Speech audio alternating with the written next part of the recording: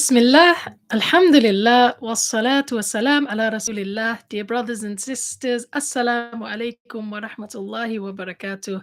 I'm your sister Fatima Barkatullah, and this is my YouTube 6,000 sub 6,000 subscriber Q&A session. As you can tell, this is the first time I'm doing a live Q&A session on YouTube. And so I'm a little bit nervous. I'll have to admit that because I've got all these things in front of me. I've got this camera, this new camera. I've got this laptop. I've got microphone. I'm just hoping, inshallah, that everything is going to go smoothly because I don't have a producer or anything in the studio like I usually do with Ilm Feed podcast. Alhamdulillah. And so I'm hoping we're not going to have any glitches.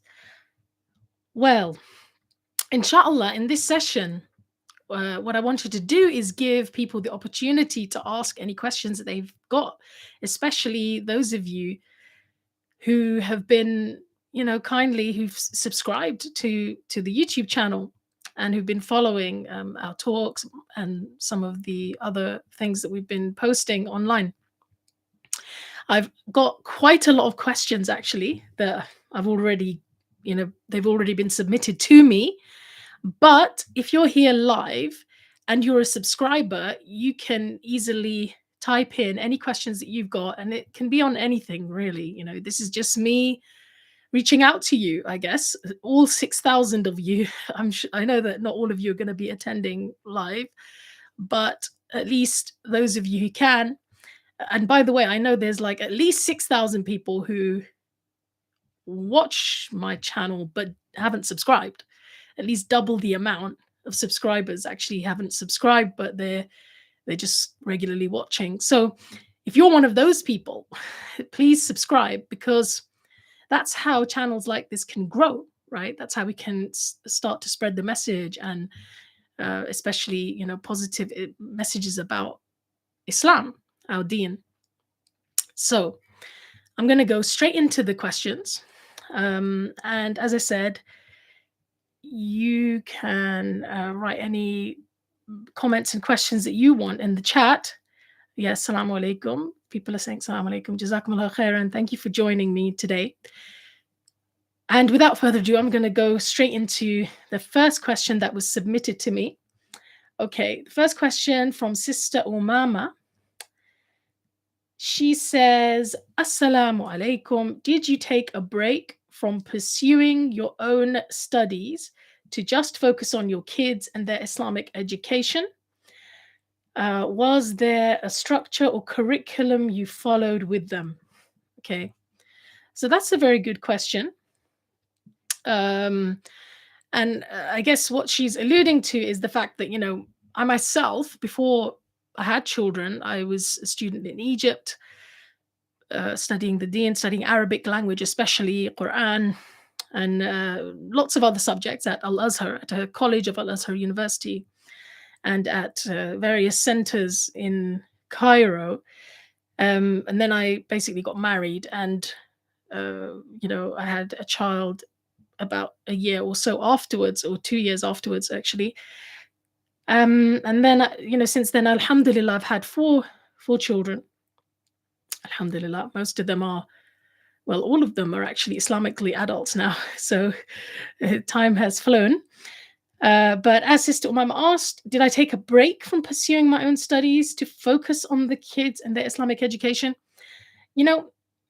Because I had begun studying before I had children, and because I see studying the deen as a lifelong thing, it's an ongoing, lifelong process.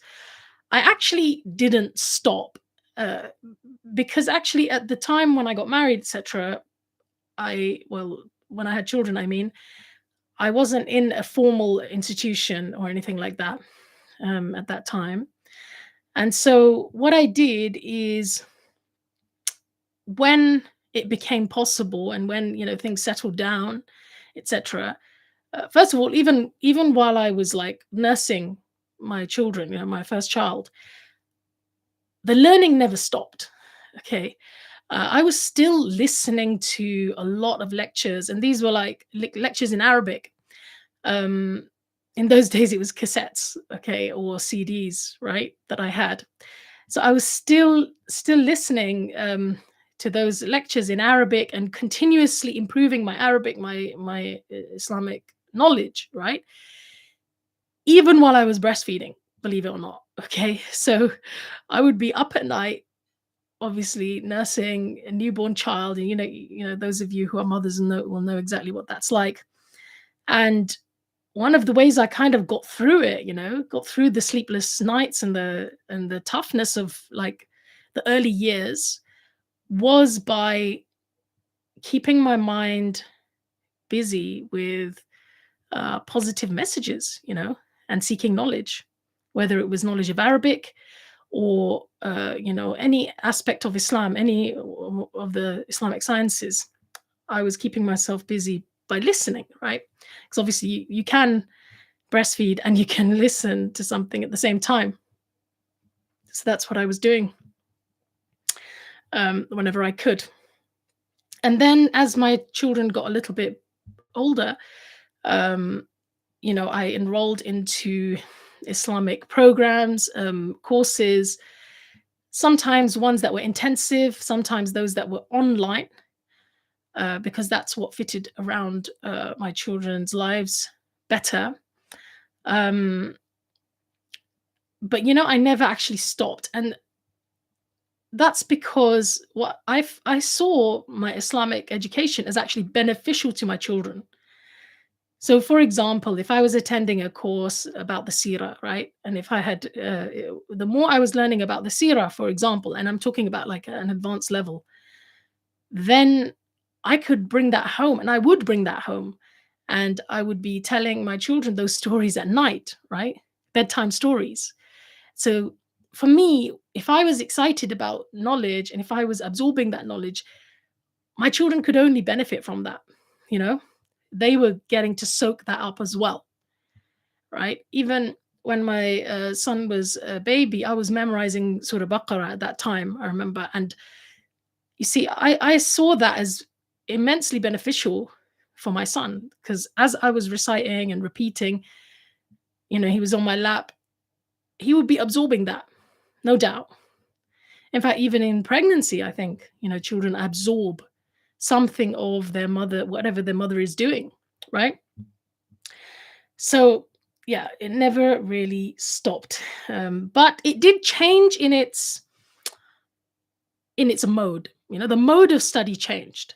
And then as they got older and they went into school, or sometimes I even hired a sister to like a childminder sister to come with me to courses. Okay, so sometimes they were like these intensive weekend courses, and the sister would come with me, and because there was like a break room, um, she would be in the break room with my daughter, and I would, in the breaks, I would breastfeed. Also, I would spend as much time as I could with my daughter in between.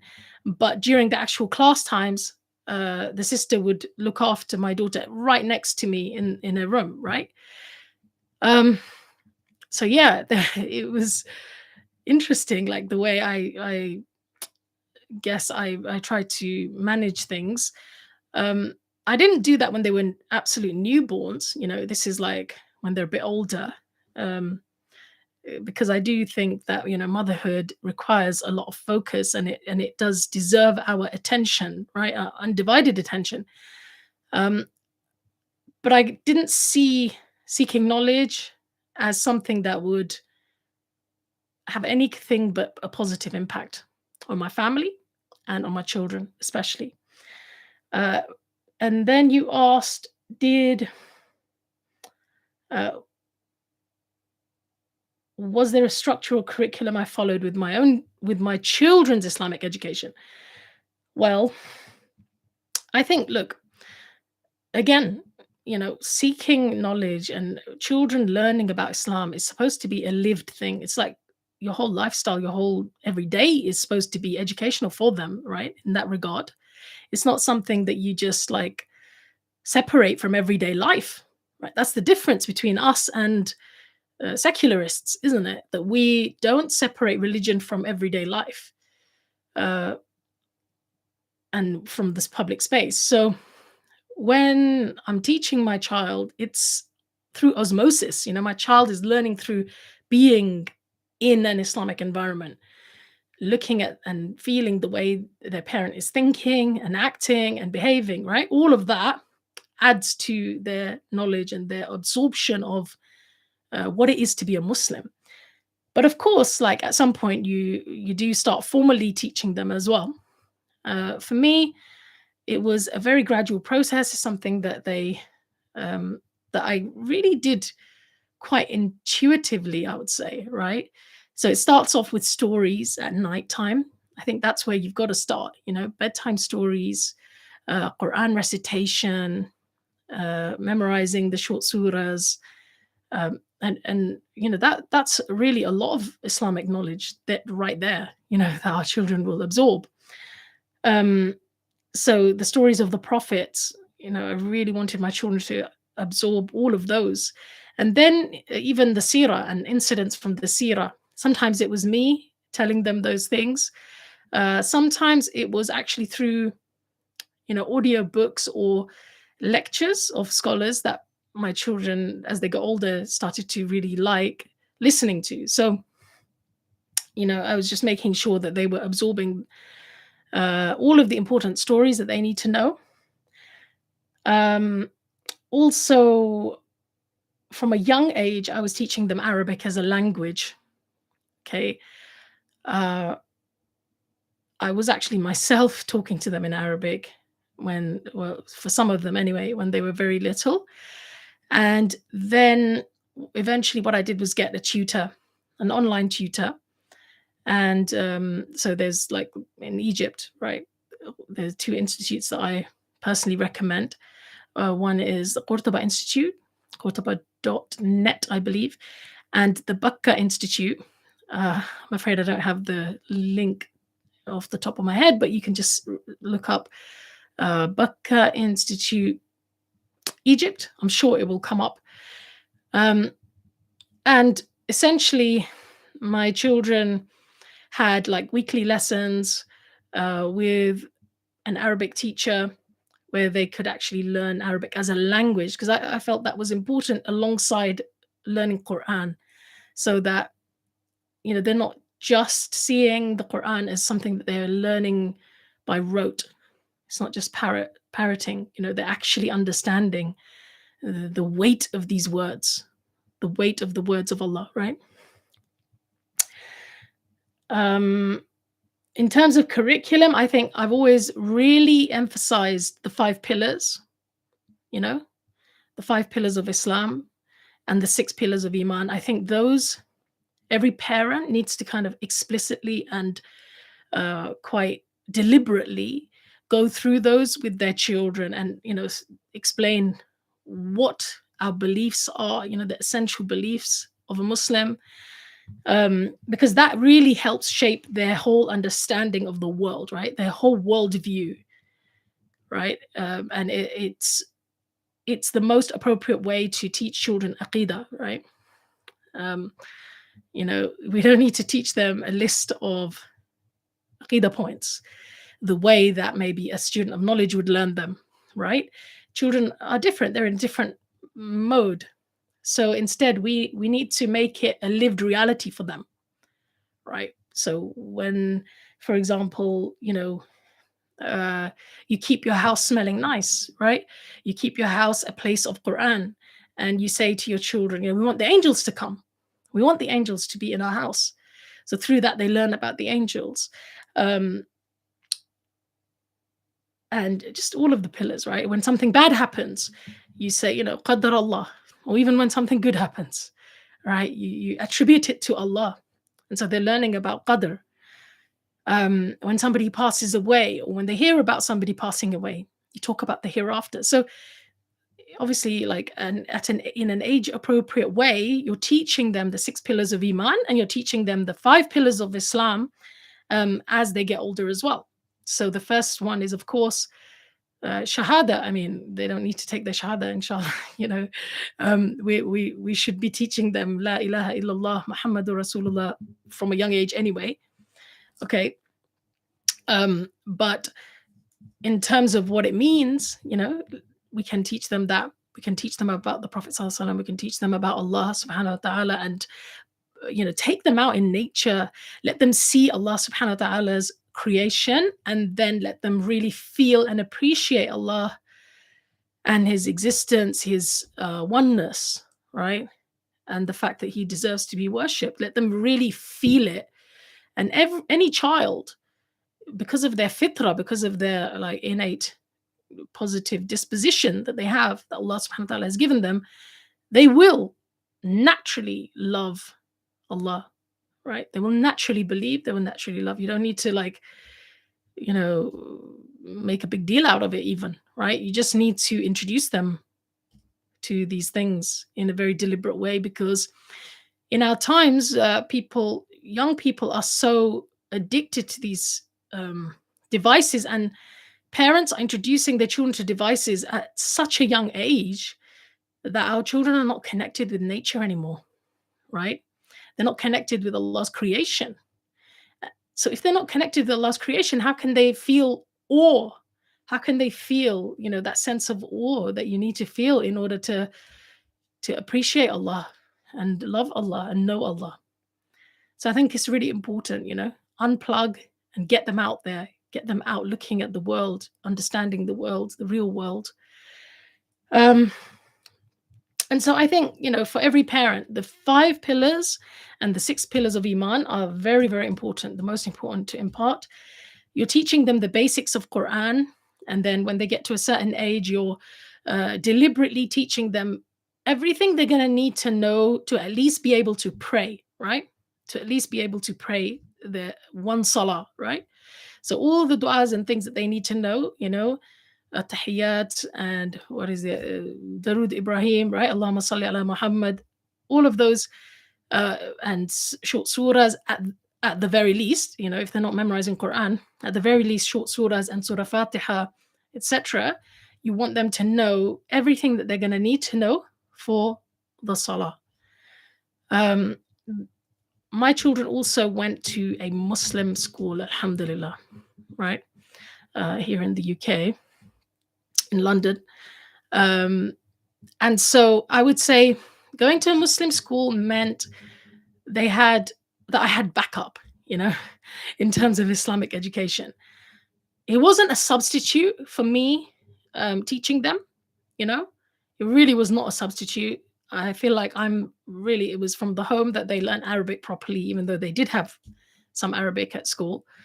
It was from the home that they learned to read Quran properly.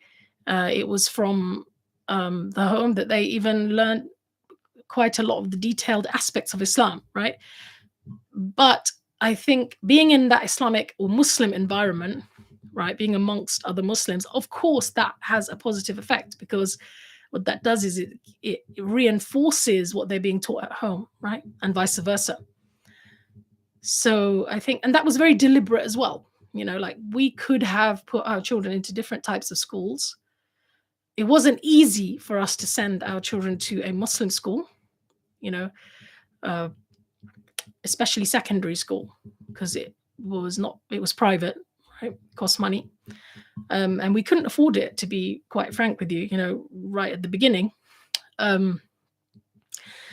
But alhamdulillah, we felt very strongly about it, you know, together. We discussed it. When our children got places in those schools, we, you know, said Bismillah, and we started that journey, hoping that Allah subhanahu wa ta'ala would make it easy and would help us to be able to afford it eventually, you know. Initially, one of my sons did get a scholarship, I believe. Yes, a partial scholarship. But then eventually, alhamdulillah, you know, Allah subhanahu wa ta'ala, he really, you know, when you take a step towards him and when you tell Allah subhanahu wa ta'ala what your intention is, he opens the doors and he makes it easy. And that's one of the advices that one of our shuyukh actually gave us. I remember, when we were considering putting our son into a Muslim secondary school and thinking, we can't afford this, Um, I remember it was actually Sheikh Ahmed Babikar. Those of you, some of you might know him, he's a sheikh in UK, um, who was associated with our children's primary school at the time. And he said, when I put my son into a Muslim school, I couldn't afford it either. He said, look, you've made the intention, you've got in, just take the first step, just start, and Allah subhanahu wa ta'ala will provide for you. Cut down on some things. He said, cut down on holidays. You don't need to go on holiday. You can, you can cut some of the unnecessary costs in order to be able to facilitate this, and you'll see that Allah will open the doors slowly but surely. And indeed, that is what happened. That is what happened. And alhamdulillah, all of our children went through that Muslim secondary school. So I think that was also definitely a support and a backup, to their Islamic education. And of course, the school would have had a particular curriculum that they were following too.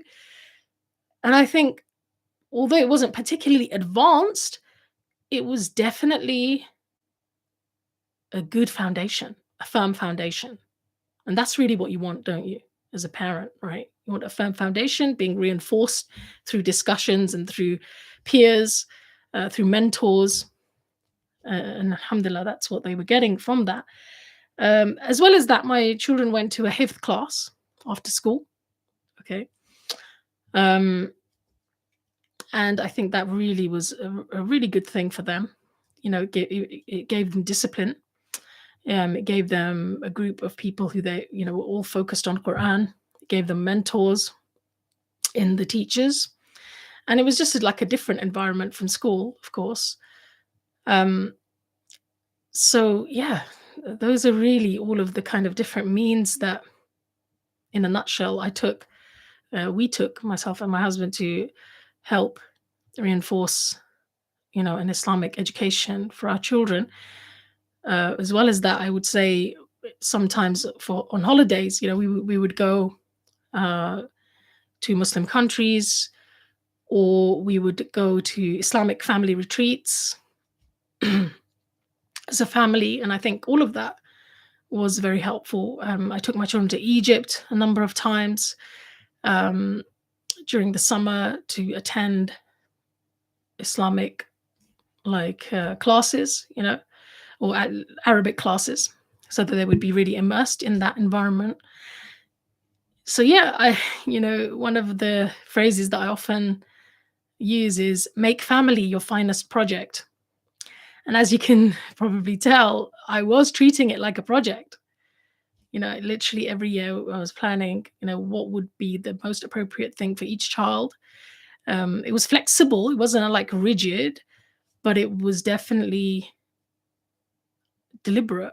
It was definitely deliberate. And I think in our times, we can't afford to not be deliberate, right? As parents, we've got to be deliberate. We can't just assume that they're going to learn the fundamentals. But if we focus on establishing the salah, establishing the 5 pillars in our homes, right? So as they get closer to the age of 7, you start teaching them the salah. When they're 7, you start telling them to pray. Doesn't mean that you have to force them. You just tell them, oh, it's salah time, come pray. Teach them how to pray from beginning to end. And you do have to do that quite deliberately. You have to literally go through the entire salah with them, beginning to end, and then get them to do it in front of you, right? And then just be a little bit relaxed about it when they're 7, just start telling them. By the time they're the age of 10, you start showing them that it's serious, You really need to interrupt what you're doing in order to pray. And you show them, when you go out, you're praying in public when you have to. You don't, it's really through your own actions as parents, right? That children then absorb your attitude. If you have an attitude where you're living your life around the salah, they're going to do the same.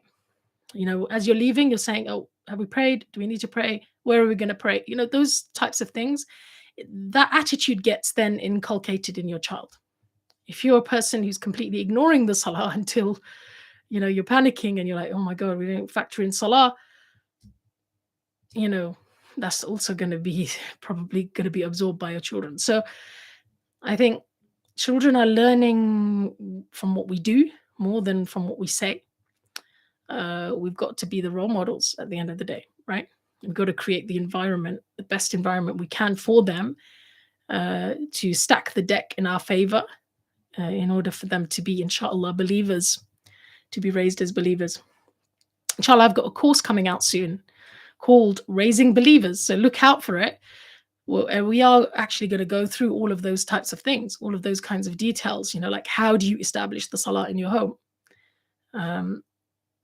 And for those of you who are interested in hifth, in raising a hafiz, I've actually got a course with My Muslim Family. If you look up mymuslimfamily.com, I believe, I've got a course with them called You Can Raise a Hafiz.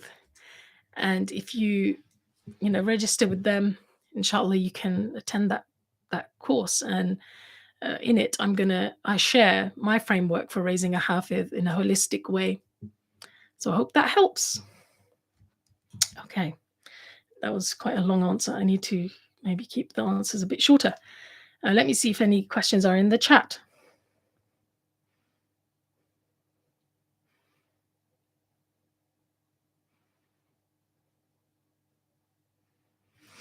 Okay, how can I convince my spouse to wear niqab? She's a hijabi, alhamdulillah, but I want her to wear niqab as well. Okay. Well, I would say that hopefully you've got a good relationship and it's, you can discuss things together. I think anything, this is just a general thing, right? General statement. Anything that one spouse would like the other spouse to do. Of course, if it's the husband, we do have, in Islam, we believe in obedience to the husband, right? So if your husband would like you to do something, then as a wife, you should comply with that. But just out of wisdom, I'm saying, for the husband, that of course you want to do things with hikmah, right? You want to do things with wisdom, especially if somebody's maybe not used to something or they're resistant to something. It's worth having a very loving, positive conversation with them, right? About why it is that this thing is important to you. And I would say, reinforcing for your wife that you think that she's beautiful, you think that she's attractive, and giving her the reasons that you have for whatever it is that you want her to do. I think that's the best way. And just as anyone who's trying to do tarbiyah of their family or trying to influence their family, the sledgehammer approach, so like being really hard on it and forcing people, is probably going to be counterproductive.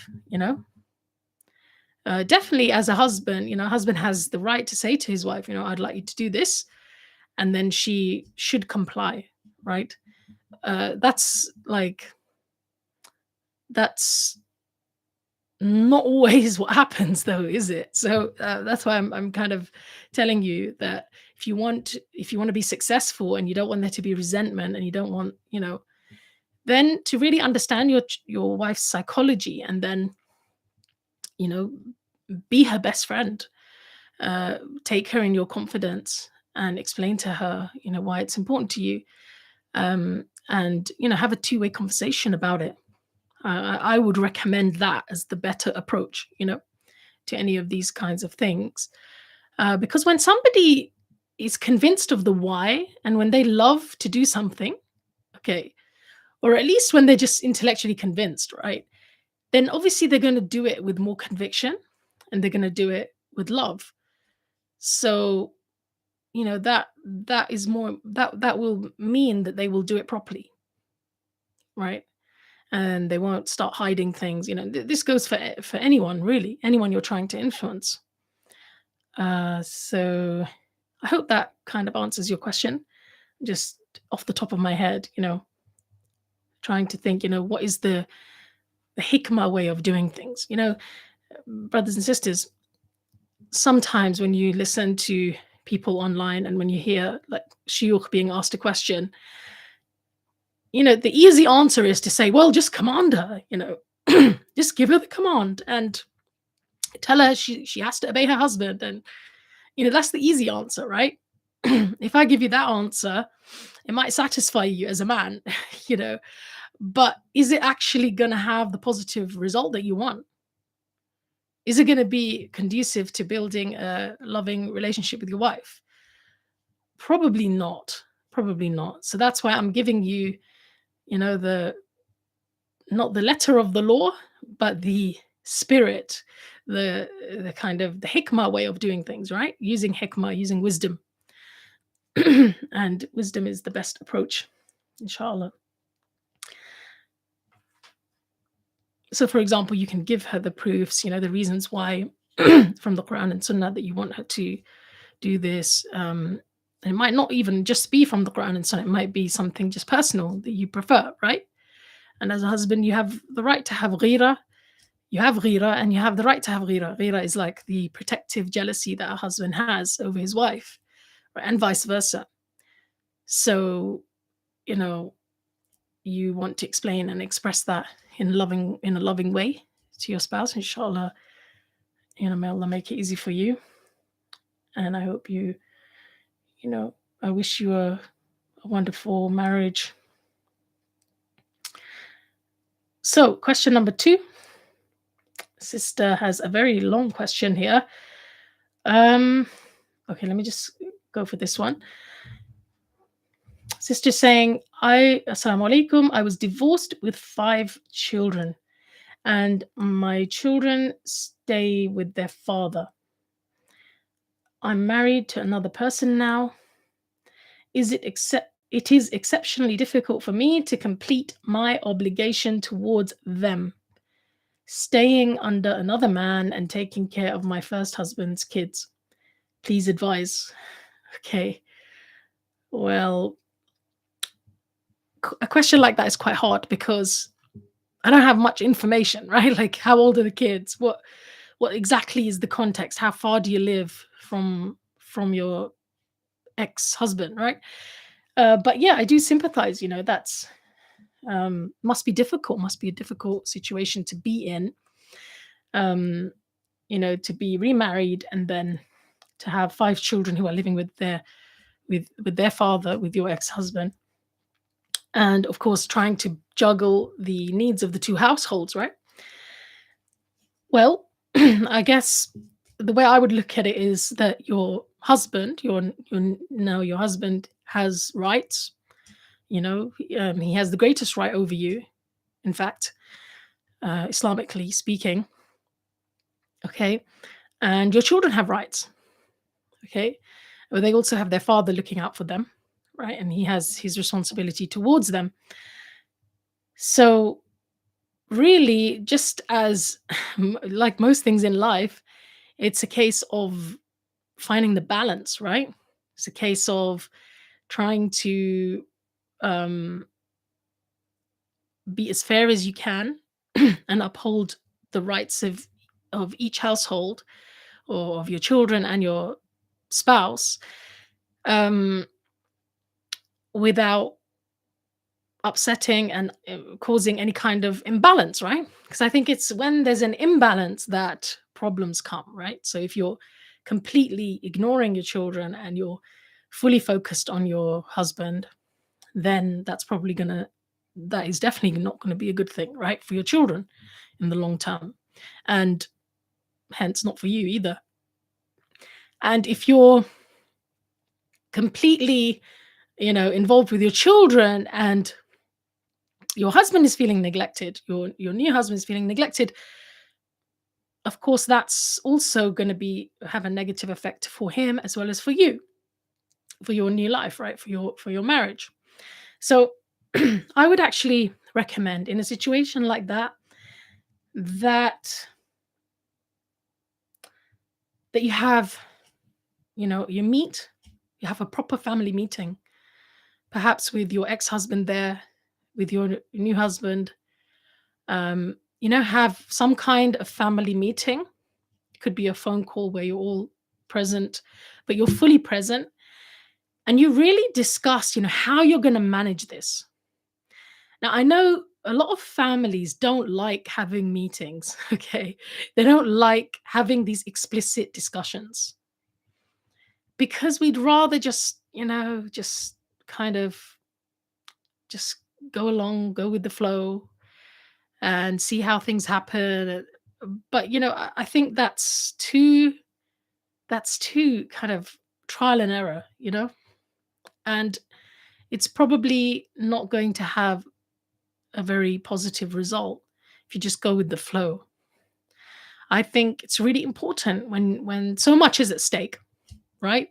So much is at stake. You've got these kids, their lives, already they've gone through their parents being divorced, which is a big thing for children, right? That's a big thing for them. And I don't want to like highlight the negative statistics, but statistically, uh, children who are from divorced families, there are certain things that they're going to experience or that they're more likely to experience. And you want to mitigate that, right? You want to mitigate the negative effects of that divorce, right? While at the same time, you want to nurture your new marriage and the whole situation in a positive way. And I don't think you can do that without having a family meeting with your ex-spouse, with your husband and yourself present, where all of you talk about what your needs are, you know, where each of you go into that meeting with a real sincerity for wanting the best outcome for each of you as well as for the child, for the children, you know, because so many lives are at stake here. Those children are going to be the human beings, the parents of the future. You don't want them to have traumas in their lives, more than is necessary. All human beings are going to have ups and downs, but you want to like minimize the negative effect of this setup, right? And so in order to do that, you've got to have a family meeting. Your husband also, understand what his needs are, where he feels there might be an imbalance, where you think there might be an imbalance, where your ex-husband might think, things could be done better, and try to find a win-win solution. What more can you do, really? That's really the best approach that I would say you could have, right? Like each of you, be willing to compromise a little, be willing to think about what would be the best outcome, especially for the children, but for each of you as well. And do that with the spirit of being considerate, wanting the best for your fellow brother and sister in Islam, as well as for the children.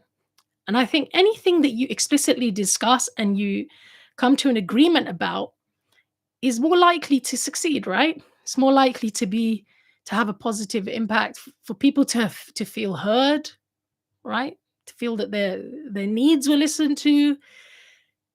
I think, that's probably going to be the best approach. And then maybe every year you want to adjust that because as children get older, their needs change, etc., etc. So maybe every year you want to do a little appraisal and just think, is it going okay? Can we adjust this a little bit?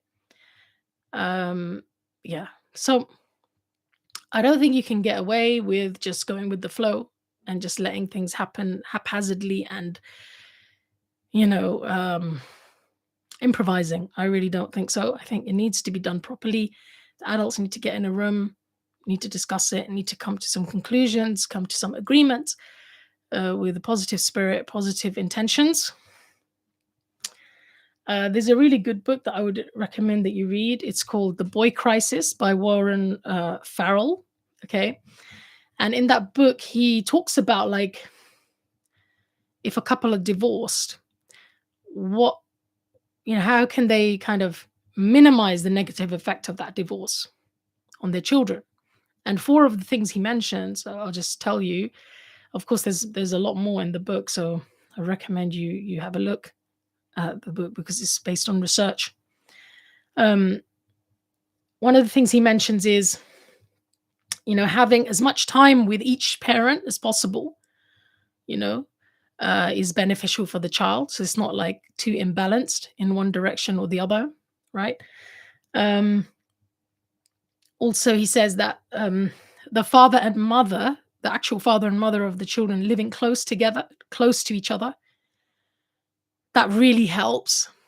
So if you're like in completely different cities, completely different countries, that's going to be like really hard.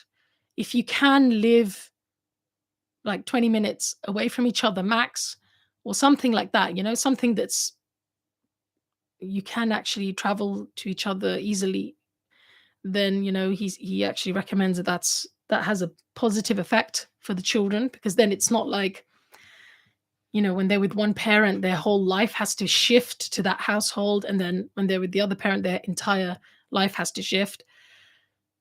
So if it's possible for you to live not too far away, that would be good. He also says that the spouses shouldn't badmouth each other, like don't criticize your ex-husband in front of your children, and he should not criticize you in front of them, because that has a negative effect on children. When a husband and a wife, or an ex-husband and ex-wife, criticize each other in front of their children, what happens is, because the child sees themselves in their parents, right? They take it very personally. They take it very personally, and of course, it's going to harm the relationship with the other parent, right? So don't do that. Avoid that. Don't use your kids as a space for venting about your ex spouse. And the last thing he says is to have really good communication between the ex husband and ex wife. He says if you need it, get counseling in order to get really good communication, so that you can see that each other, you each have the best intention there for the child, and that you can come to a conclusion that will produce the best results for each other and for the child, right? For the children. So those are just 4 things that he mentions in order to minimize the negative effects of divorce. Okay. So yeah, my recommendation is have a family meeting. Everyone talk about what their needs are, what needs to be done for the kids, what the kids' needs are. And as your kids get older, you'll want to include them as well. Like have a session where you actually hear them out as well, what their needs are, what's working and what's not working for them, right? But yeah, I think meetings are always a good idea. Let me see if there are any questions I can answer from the chat.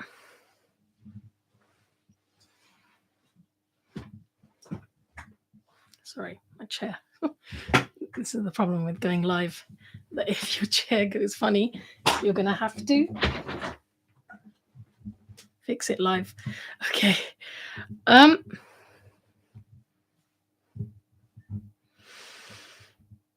Assalamu alaikum to everyone who's saying salam.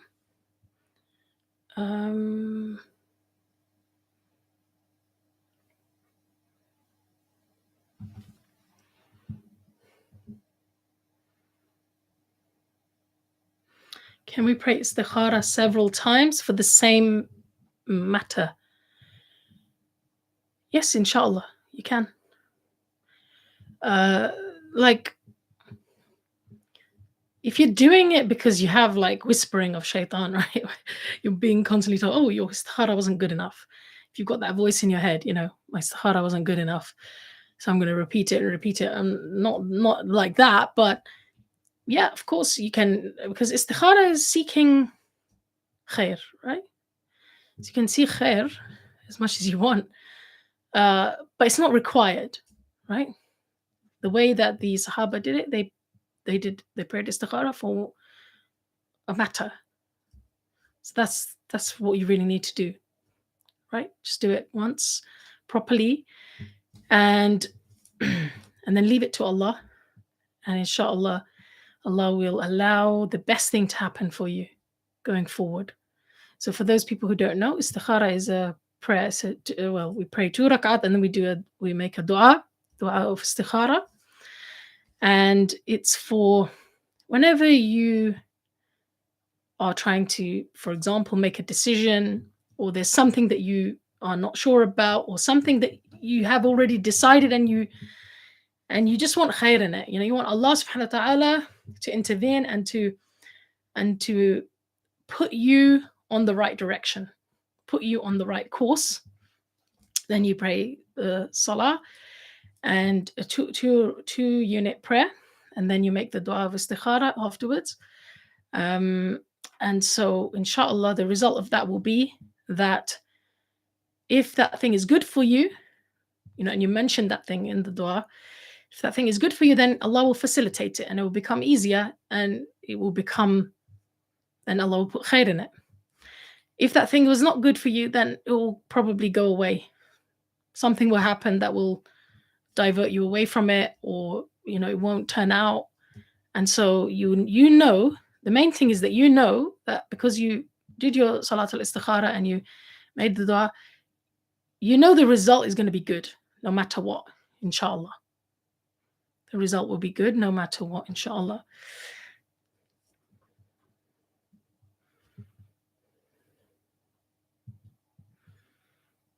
How often will these Q&As be? Okay. Well, as you can see, I had actually planned a 5,000 subscriber Q&A, which I wasn't able to do at the time. So then it became a 6,000 subscriber Q&A. And now we've nearly hit 7,000 subscribers. So I guess what I was thinking is to have it like at 10,000 subscribers. Okay.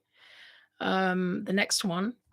But if it's something that you think is really beneficial and you are liking these, a Q&A session like this regularly, I might consider doing it monthly. Okay.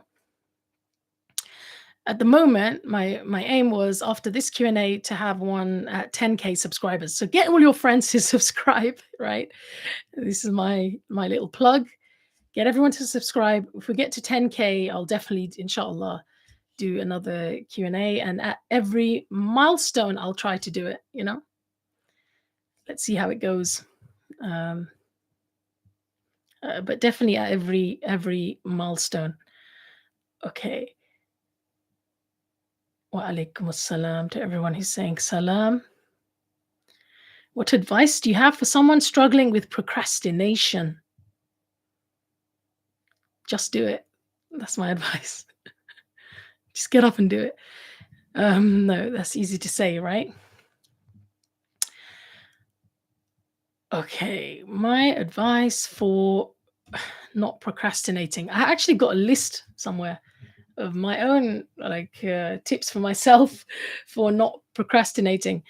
But I think I've actually got it right there. Let me just get it, okay? Because then I can share with you my wonderful tips for not procrastinating.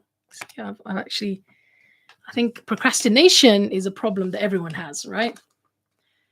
And so, right, the first tip that I have for overcoming procrastination. So for example, you want to do a particular project, you want to write something, or you've got some chore to do, or you've got for me, it's usually, writing, right? Like I need to write a chapter, I need to write something important, and I'm procrastinating. So one of the things I do is if I really feel that I can't get into it, I'll go for a walk, a quick 5-minute walk. Clear your brain, clear your mind, and make sure that your phone is in another room. When you come back, put your phone in another room, because a lot of the time it's the distraction, right, from the phone. One of the ways also that I prevent procrastination is not to look at my phone first thing in the morning. If you start your day looking at your phone, looking at emails, blah, blah, blah, what happens? You get into this reactive mode, right? You're in reaction mode. So you're not, instead of like setting the agenda for your own day, you're allowing others to set the agenda. You might read something and it upsets you, or you might see something someone said and it upsets you, or it excites you, or it distracts you, or it makes you think, it makes you have FOMO, right? Fear of missing out. All of those kind of emotions are really unhelpful when you want to avoid procrastination and when you've got stuff to do. There's things that you want to do and that you've got to do that you've already committed to, right? That you need to get done. So what you want to do is start your day setting your own agenda. Have a piece of paper, you literally, or on your phone if you must, write down your agenda for the day, right? Do that the night before if you can, or at least that morning. And then you want to not allow these other distractions. But if I'm actually sitting down and I'm procrastinating, like when I've sat down to do something, right, I'll think of either going for a walk, 5-minute walk, stretch, like just change your physical situation, your physical position, and that kind of sometimes brings you back fresh and ready to work. The other thing I might do is to write down the task that I've got to do for the next hour, right? Just write it down in like a Sharpie, using a Sharpie pen, one of those thick Sharpie pens, and just write it on a Post-it note and you stick it there. And when you stick it, then it's like your brain focuses and you think, all right, that is the one thing I've got to do in the next hour. And that kind of helps, instead of having like a big to-do list, you have one thing written in front of you that this is what I'm going to be working on in the next hour.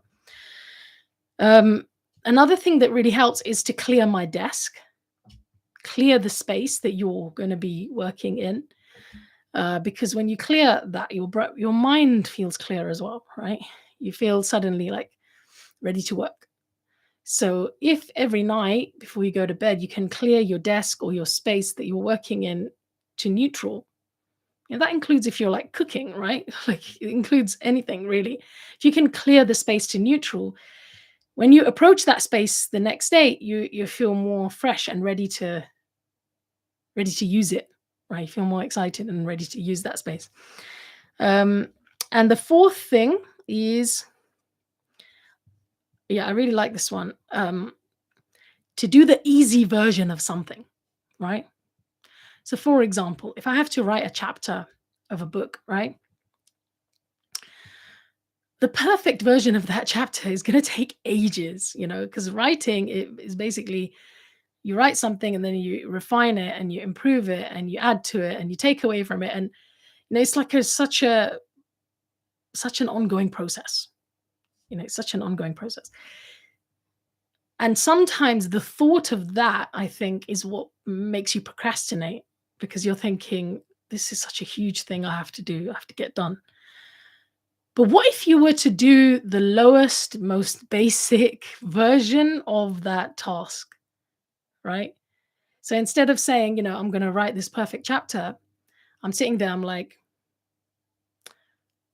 I'm just going to write the bullet points for what this chapter has to contain. It's like the lowest resolution. It's called the low effort hack, right? So do the easy version of something, just the most basic bullet point version of the chapter, right? Or just off the top of my head, I'm just going to write this chapter the way I would write it, like without thinking much. Okay. Because a lot of the time, and this is specifically for writing, I think, it's really excuse me, it's really the blank page that's your enemy, right? When you have a blank screen, you're like, oh, just getting started can be the hard thing, right? But once you're in the flow, things get easier, and so actually that's actually the fifth thing, which is sometimes we procrastinate not basically to get started. It's just getting started that we're procrastinating about. So if you get started, if you say to yourself, you know what, I'm going to do this for 5 minutes, and you literally set a timer and you start doing that task for 5 minutes, once you're into it, you'll carry on. But it's that resistance your kind of brain has to starting that's the problem, you know. So sometimes just start, just say, I'm going to do 5 minutes. So if you, for example, have decided you're going to do a workout in the morning, right? Sometimes when the morning comes and you're at the point when you've got to do the workout, you're like, you know, your brain is thinking of every excuse, like, oh, but it would be better if you just went shopping. It would be better if you just spent your time doing this or doing that, right? But if you just say to yourself, you know what, I'm going to do it for 5 minutes. I'm going to get started. 5 minutes. Once you start, you'll be able to do it. It's just the getting started that is what we really procrastinate about, I think, a lot of the time. But of course, there's also the dua that you can do, right? Allahumma inni a'udhu bika min al-hammi wal-ghammi wal-ajzi wal-kasli. You know, if you look up the dua, you ask Allah subhanahu wa ta'ala to protect you from laziness and inability, you know, incapacity and procrastination, basically, right? So I think that's also very, very important. Starting your day with the adhkar of the morning, right? Just look up adhkar of the morning and start off by doing at least one of them every morning, and then add another. You know, when we say asbahna wa asbah al-mulk lillahi rabbil alameen, alhamdulillah alladhi ahyana ba'da ma amatana wa ilayhi an-nushur, and you know the other du'as, you're like setting yourself up for the day, right? You're asking Allah subhanahu wa ta'ala to help you to make the most of the day. You're showing gratitude that you've been given another day. All of those things, I think, put you in the right mindset for seizing the day.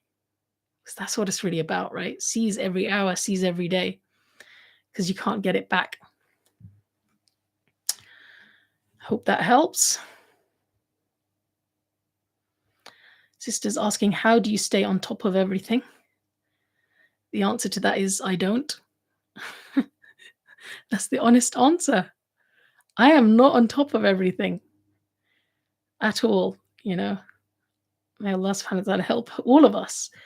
You know, we're all struggling with keeping the balance, making sure we're not overdoing something or underdoing something, making sure everyone's rights are fulfilled, that your responsibilities are fulfilled. You know, we just do our best. I think that's the truth of it. You know, sometimes you look at somebody, maybe you're looking at me and you're thinking, Sister Fatima, you know, she's got it all sorted. You might think that, it might look like that. I might make it look like that, you know, to be perfectly honest, because, you know, a lot of the time when we're posting things online, etc., we're only posting the best bits, right? Or some of the best bits of our lives. So the truth is, I'm not on top of everything. It's something that I work on and struggle with, and I'm constantly trying to improve, you know, and adapt to. So I'm literally every single year doing I'm thinking, you know, what went well this year? What was not good this year? What did I get the balance wrong on? So one year, for example, I realized, you know, one of my key habits that I really need to fix is my sleep. I cannot do without X hours of sleep. The more hours I have, the better it will be. And so I found my sweet spot, which was like 6 to 7 hours, I think, for me. And what I found is if I go under 5 hours, it's just not worth it. You know, it's just not worth it. It's going to ruin my day. It's going to, you know, affect my mood. It's going to. So I'm just giving you a little insight into like how I sometimes assess, you know, what needs adjusting really in my own day, in my own life. And so every year, I think pretty much I'm looking at, you know, what went well, what's not going well, what needs to be fixed. I have a family meeting with my family every year, at least every year, you know, to talk about, you know, what did we achieve this year? What did everyone do? What does everyone need to do in the next year? You know, just get your kids into that goal setting mode. And I literally ask my kids and my family members, my husband, in other words, um, what are you not liking in the way we're doing things, and what's going well and what's not going well, and we just have it out. We have that discussion openly, and sometimes you hear stuff that you don't want to hear.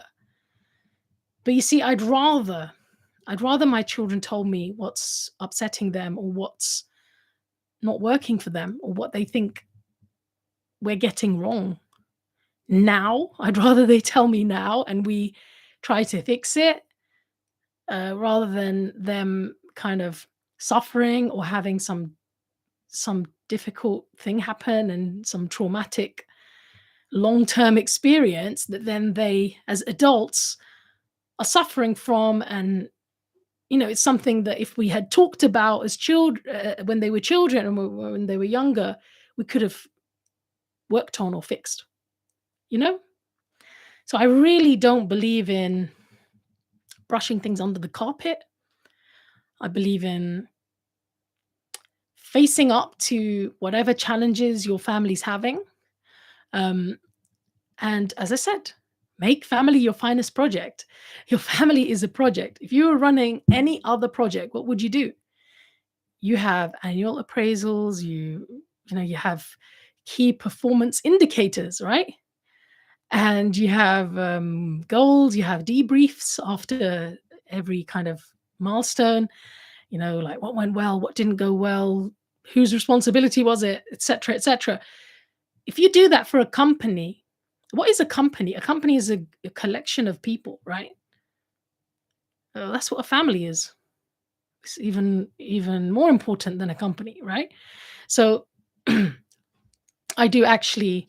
I know for some people that might sound very corporate, um, but I just believe that a failure to plan is a plan to fail, as they say.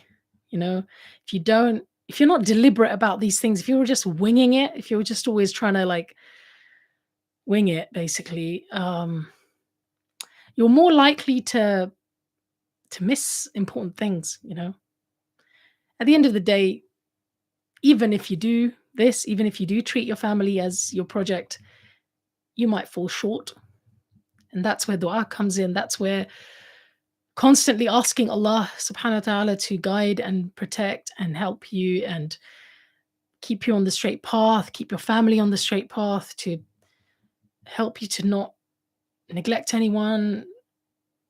That's why all of that is important, right? But yeah, I don't have it figured out. It's something that I'm constantly figuring out. But some good books I think that have really helped me are things like Atomic Habits. Everyone talks about that book. That's a very good book, Atomic Habits. Also, The One Thing. There's a book called The One Thing that really helped.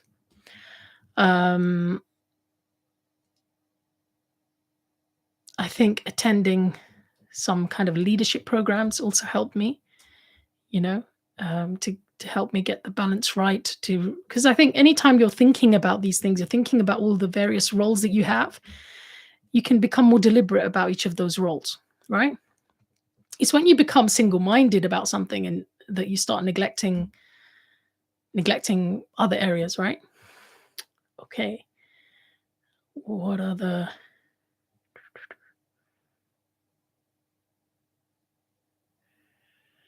Oh, thank you for your nice messages. I'm not going to answer everything, because I also have to be a little bit picky, because there might be some questions that I might have a reason why I'm not answering. Okay, so please don't get upset. Um,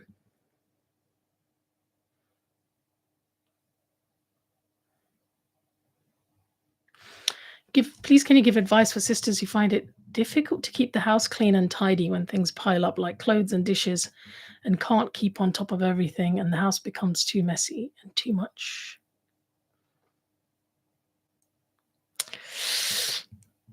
It's a good thing you're not. It's a good thing you can't see this room. If you could see the floor in this room, Alhamdulillah. I think, look, you have to factor in time for cleaning, just as you would any other thing, you know? Um, and, I have a confession to make, which is that I do actually have a cleaner. Okay, personally, I do have a cleaner um, who comes in like at certain intervals to help me keep on top of things, right? And that's something that I feel was really worth it for our family, and it worked for our family. There was a time when I used to feel guilty about having a cleaner, right? Because we've grown up. Our mothers never had cleaners for most of us, right? Our moms didn't have cleaners. The idea of having a cleaner is like such a luxury, right? For most of us. But I think as the number of my children grew and as the responsibilities in the house increased, we and alhamdulillah, we felt it was an investment worth making. We hired cleaners, um, on and off, and then now it's like regular. And I think it's just been a lifesaver, you know, because of course it doesn't mean you don't clean. Like I'm still doing the cleaning, right? Like all of us, every member of the family has daily cleaning jobs and daily chores that everyone has to do. Okay, because we don't have a cleaner every day or anything like that, right? It's like everyday cleaning we have to do.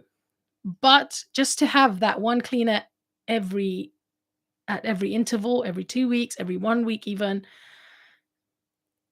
it really helps because it means that the level of uh mess basically doesn't get over a certain amount, it's always under control.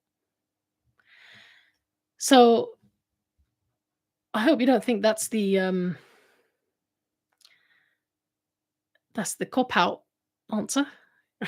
Okay, but I think what it does do is give you an insight into the fact that, look, if you're a very busy person and if you're earning money, like as a woman, if you're earning money, or even if you're not earning money, but you're spending your time in worthwhile things, you can have a discussion with your spouse and you could consider getting help, you know? So just as, for example, in my work, I might hire an assistant to do certain tasks for me, right? Like online, to manage my mail or manage my bookings. For me, my cleaner is is like an assistant. She's like a key person who helps me and my family keep on top of things.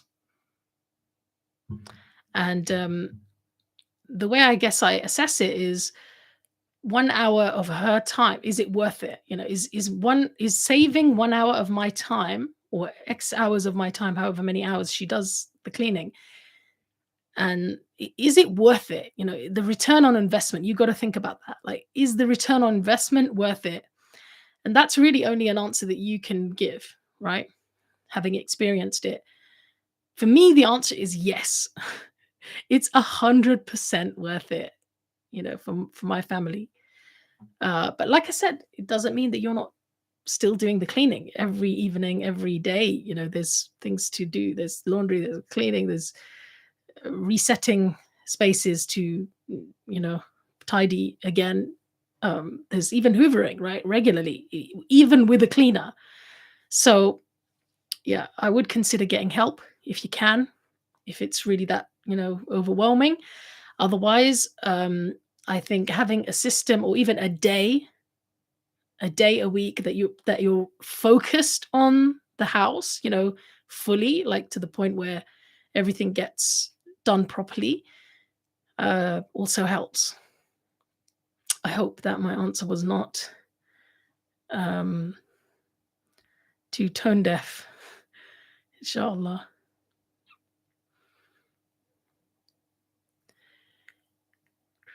Looking at the questions. Can you recommend any good YouTube programs for children to watch Islamic channels? Hmm.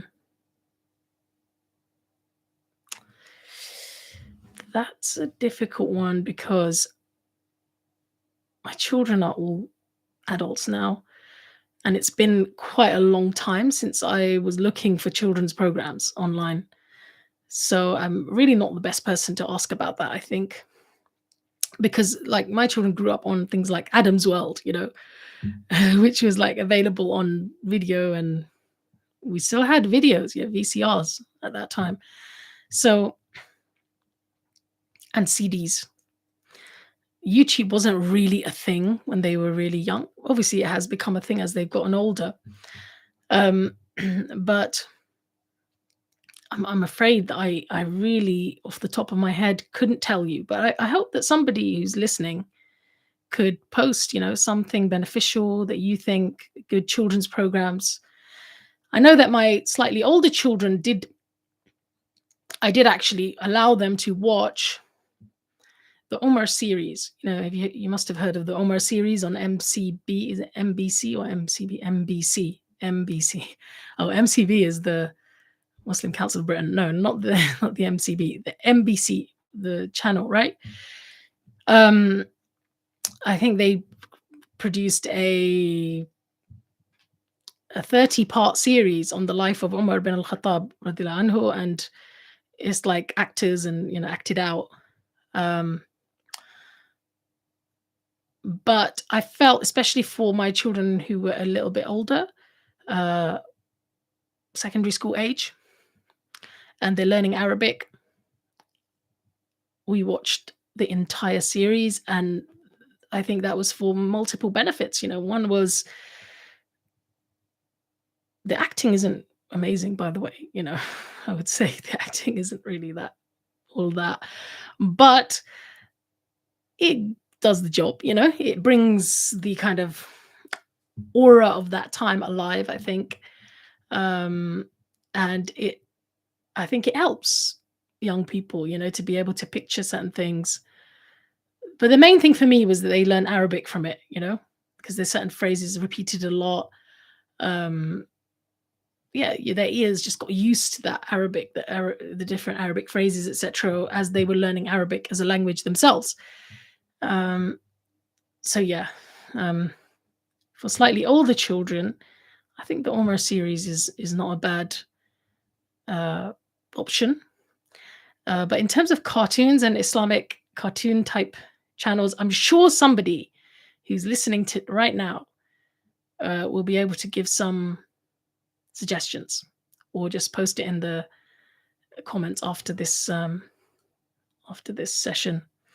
I'm going to go on so we've gone for over an hour and 13 minutes. I'm going to go on until 1 hour and a half.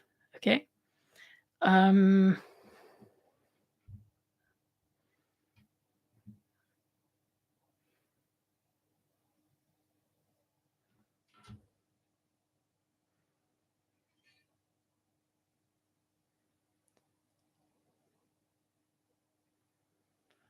What?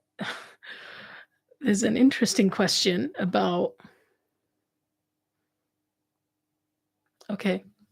Somebody's asking, basically, like, I think the point of the question is like, if there's a female cleaner, then isn't that problematic for when your sons and your husband is around, right?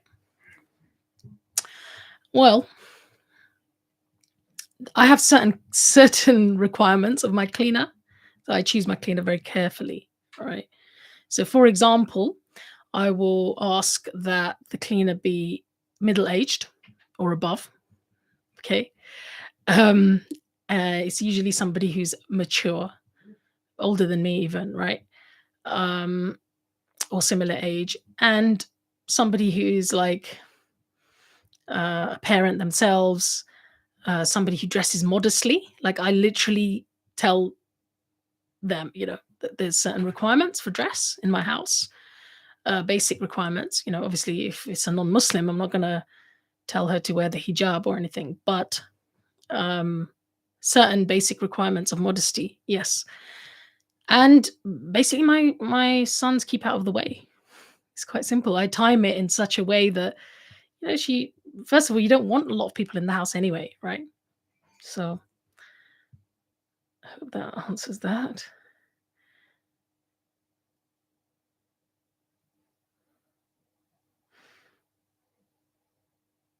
Can you breastfeed a child over 2.5 years? No, you shouldn't do that. You should breastfeed them up to 2 years. And then you should really stop. Do your best to stop as soon as possible after that, or at that point. So 2 years is the maximum, really.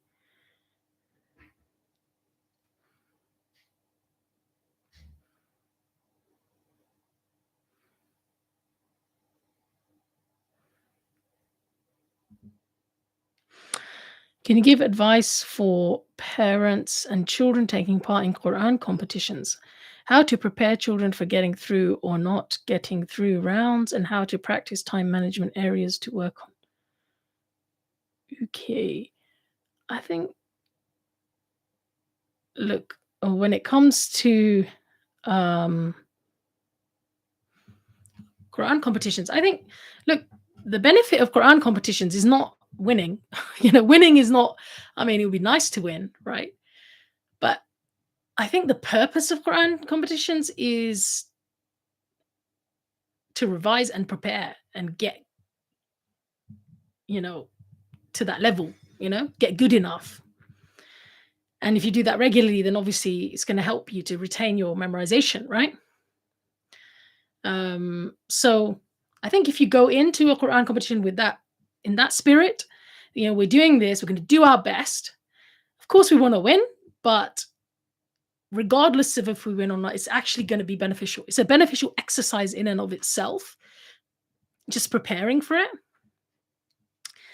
I think that probably gives the right attitude.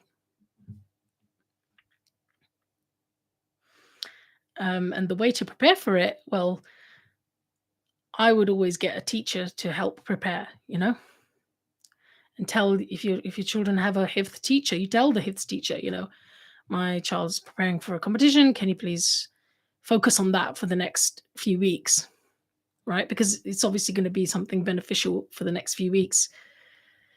Or if you're doing it yourself, just have that the portion that needs to be memorized, divide it, be very methodical about it. Get them to revise it in the morning, in the evening, to listen to it as well. Some people prefer actually writing it. I've never tried that, but apparently writing it helps them retain it better. Okay, so we've got about 10 minutes left. I'm going to just go back to my own questions that people have submitted over time. I can probably manage one or two more. Let me see if there are any.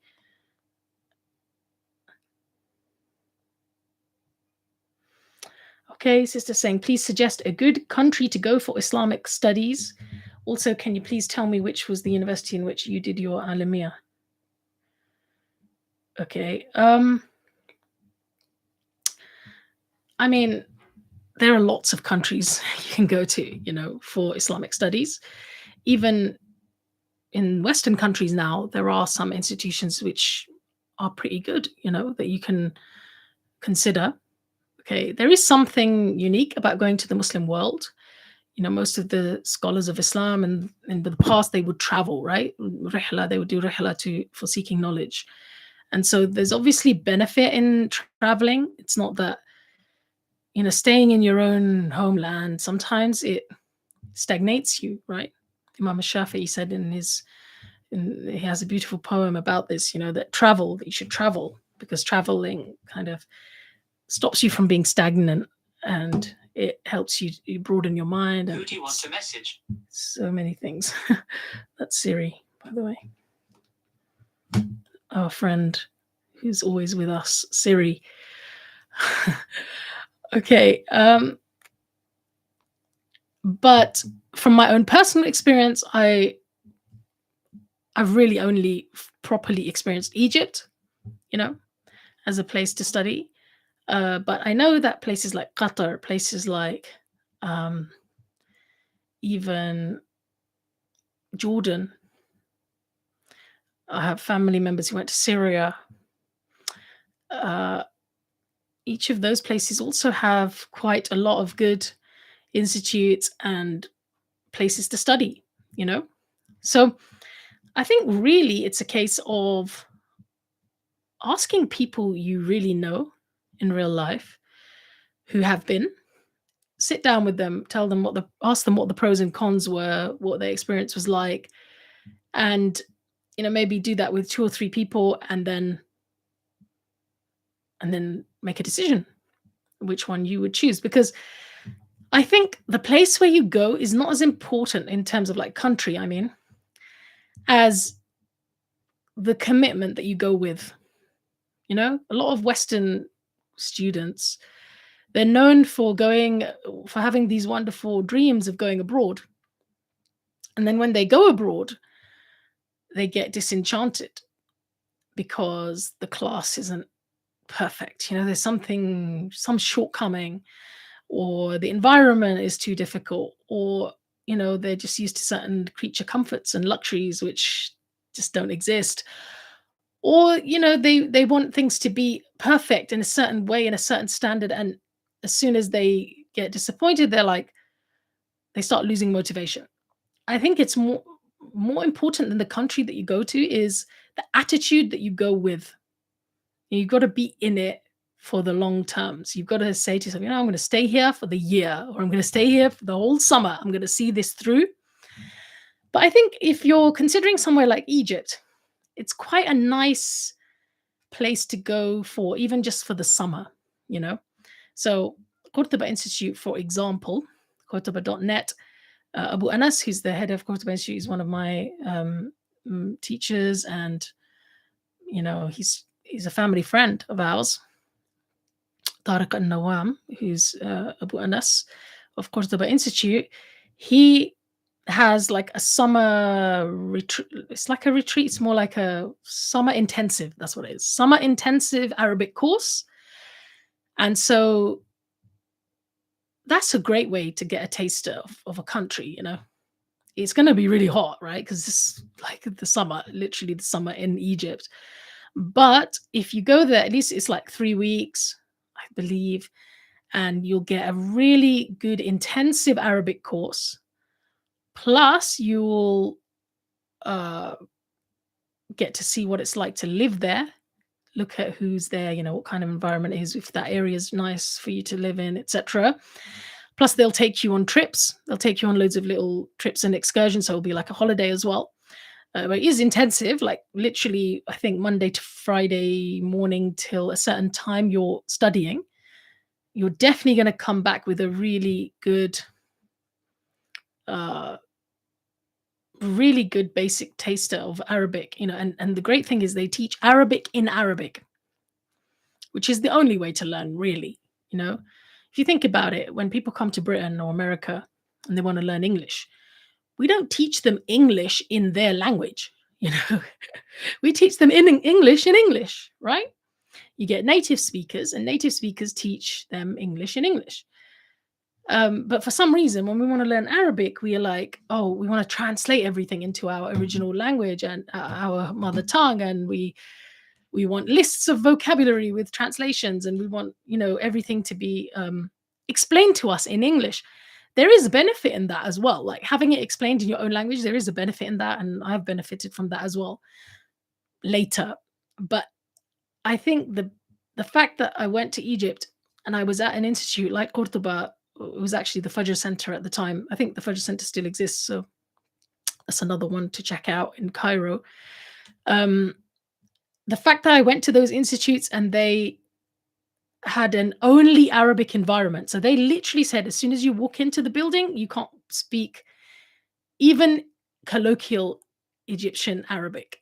You literally were only allowed to speak Fusha, which is the classical Quranic Arabic, right? um, as soon as you walk in. And what that did was, again, through as osmosis. Osmosis is like basically how children learn a language, right? Children, you don't sit there translating everything to them, do you? They absorb a language, and in the context, they start understanding it. Over time, they, through repetition and stuff, they start understanding what it means, and then they feel and understand the language fully, like as if it's part of their, it's in them, right? They're thinking in that language, they're dreaming in that language.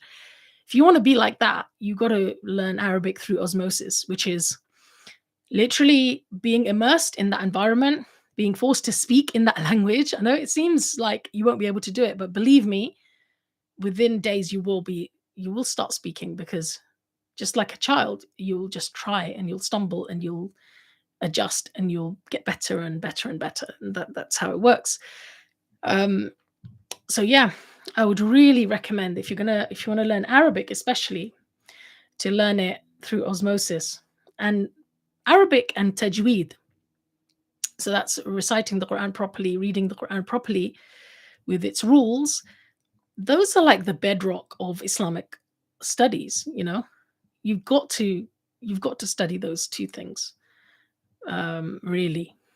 If obviously it's not obligatory to learn Arabic, right? A certain amount is, to be able to fulfill your salah, etc. But I'm not talking about what's obligatory. I'm talking about what would be good. If you want to learn about the deen properly, learning Arabic and learning tajweed are important. Learning the fundamentals of Islam, the fiqh of the fundamentals of Islam, is important. I think studying Aqidah is very important. Like, I know not everyone agrees with that nowadays, but definitely for me, I studied Usul al-Iman, the principles of Iman, which really went into Aqidah, but also um, counteracting, secularism and some of the modern isms that exist, and how they go against uh, our Iman, and in what way exactly. That was very, very beneficial to study, because then it kind of prepares you and protects you from the ideological attacks and ideological onslaught that we're exposed to, right, in our times. So I hope that helps. Which universities did I go to? Well, at first I began at Al Azhar, a college of Al Azhar University, as well as Arabic institutes within Egypt. And I had really intended to stay in Egypt and continue my studies, but for various reasons, I returned and I got married. And I also my husband was trying to help me to go abroad again, to get into one of the Muslim universities abroad, but it didn't work out for us that way. I also had children, and so I used to continuously make dua that Allah subhanahu wa ta'ala would help me to find a way of studying. And then right here in the UK, alhamdulillah, some institutes began to open up. I did some courses abroad through online learning initially. Once I had completed a certain number of those, I attended classes here in the UK. And then eventually, after studying with various scholars, I also enrolled into Ibrahim College, which had an Alimiya program, which is like the traditional curriculum for the Islamic sciences, the Sharia Arabic and Sharia studies, with various subjects, all of the full Dars Nizami type system, right? And they had some additional things as well, like, for example, leadership, some more advanced level topics as well, like takhrij of hadith and things like that. And they had university professors as well teaching there. And so it was like a degree, but it was an adapted traditional curriculum, classical Islamic curriculum, at Ibrahim College, which it usually takes 5 years. for the average student, because there's like the Arabic intensive that they do, and then they have 4 years. I didn't need to do the Arabic intensive because I'd already studied Arabic to a certain level. And I'd also done A-level Arabic and, in the UK, just as a backup as well. And I'd done more than that, having studied in Egypt and continued my study online through tutors in Egypt. And so I went straight into the Alamiya program, and I studied the Alamiya program part-time. I negotiated to study it part-time, and I completed it, I think, in 7 years. It took 7 years because, I was doing it while with children. And I just negotiated to be able to study it part-time, because there was no way I could go from 9 a.m. to 5 p.m. every single day, for 4 years. I would not have been able to do that. So I think it took me 7 to 8 years. And I also studied in Cambridge and in London with As-Salam Institute. So with Sheikh Akram, basically, I attended Sheikh Akram Nadwi's classes for a number of years, and I enrolled onto his Alamiya program as well. He has an Alamiya program, and I believe I studied with him for 4 years, and then I completed the Alamiya program. That was a course designed for like intensive weekend study. So those are the two. And then since then, I've gone on to postgraduate study at a university in the UK, studying Islamic law, which is more like a modern, I would say, like the modern application of Sharia in our times, how it's being applied in different legal systems. What is the state of the Sharia in our times, like in different countries, and how is it embedded or not embedded in countries, and what do their constitutions say? And so it's really like bringing the fiqh, the classical fiqh and all of that, to the modern day and seeing, how is it being applied? And that's at SOAS, University of London, the School of Oriental and African Studies here in London, which is part of the University of London. And my professor, he's basically a sheikh, but, Professor Masoud Badrin, he's Nigerian, and he completed his Alamiya as well as studying law. And so he was a lawyer who studied Sharia as well.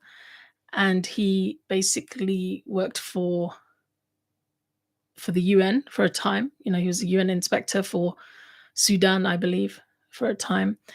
And he's written a lot, on the topic of Islamic law in modern times. And, I'm really glad that I found somebody like him, mashallah, because he has an orthodox understanding, and he brings that to academia, which is great, mashallah. So my time is up. And I've got to be balanced. Remember, we talked about balance, and my children are hungry. So I better go now. Jazakumullah khairan, brothers and sisters. This was my first live Q&A. So I'm really excited that it kind of went well. Would you say it went well? Was the sound okay? Was all of that okay? If you could just give me a little heads up on that. Because I'm literally doing this myself, like setting this all up with a new camera and everything. So just want to make sure that it all went well. So let me know in the comments. And I hope I'm going to have another one of these, perhaps at 10K subscribers. But if you keep a lookout on the channel, make sure you subscribe. I'm going to sound like one of those typical YouTubers now. Make sure you subscribe. Press the like button, subscribe, and share, right? I really don't like doing all of that, but obviously we want the channel to grow. We want people to benefit. We want I would love to bring other guests on, etc. And the more we can grow the channel, the better programming we can do, right? I love this ability to kind of directly interact. There's something great about that. I've got loads of questions left, so either I'll do another Q&A next month, inshallah, January, or, and it would be lovely if we could do both, if we reach 10K subscribers, I'll definitely, inshallah, do a Q&A. So help me get to 10K subscribers, and at every milestone, I'll be doing a Q&A session, inshallah. And you can continue to send me questions. And what I tend to do, because basically a lot of these questions people have been sending me for weeks, and generally, not for this Q&A even, right? And I just gather them up because there's no way I can reply to everybody. So I'd rather have a session like this where I can just, like have prepared and come forward and answer some of the questions. Inshallah, hopefully next time we can answer more. It's quite a lot of questions left, so I might do another one in January. Keep a lookout. But like I said, if you're watching this and you haven't subscribed, make sure you subscribe, because from the analytics and the background of this YouTube channel, I can see that 50% of the people who watch this channel have not subscribed. And you see, if you subscribe, that's how you get channels and programming seen. The more subscribers you have, the more it will be seen, and then inshallah it will gain momentum. Please make dua for me that Allah subhanahu wa ta'ala guides me to do the right thing. I understand it's a huge responsibility. We live in a time when people think that speaking and basically being public is a good thing per se. I don't necessarily think that. I think that there might be some certain maslahas, some masalih that need to be fulfilled, and that's why I'm willing to do this. And I think in our times there's a lack of role models out there, and especially amongst sisters, there's a lot of confusion. There's a lot of messaging that is being targeted at sisters, and so we need to counteract some of that. And so I hope that Allah subhanahu wa ta'ala uses me as a tool for good, that I can do some good with this, and that Allah subhanahu wa ta'ala protects me from causing any harm, and also that I'm going to do my best to be careful, in these interactions, and only answer questions that I'm sure about, or that I've researched, or that I've asked other people about, more knowledgeable than me. If there's any questions I'm going to avoid, there's always a reason why I'm avoiding it, either because I don't think it's wise to answer it publicly, or because I don't know the answer. Could be I don't know the answer, believe it or not. Or it's because, I don't want to discuss that in this forum. So, Jazakumullah khairan. I'm going to leave you with that. Subhanaka Allahumma wa bihamdik, ashhadu an la ilaha illa anta, astaghfiruka wa atubu ilayk. Assalamu alaikum wa rahmatullahi wa barakatuh.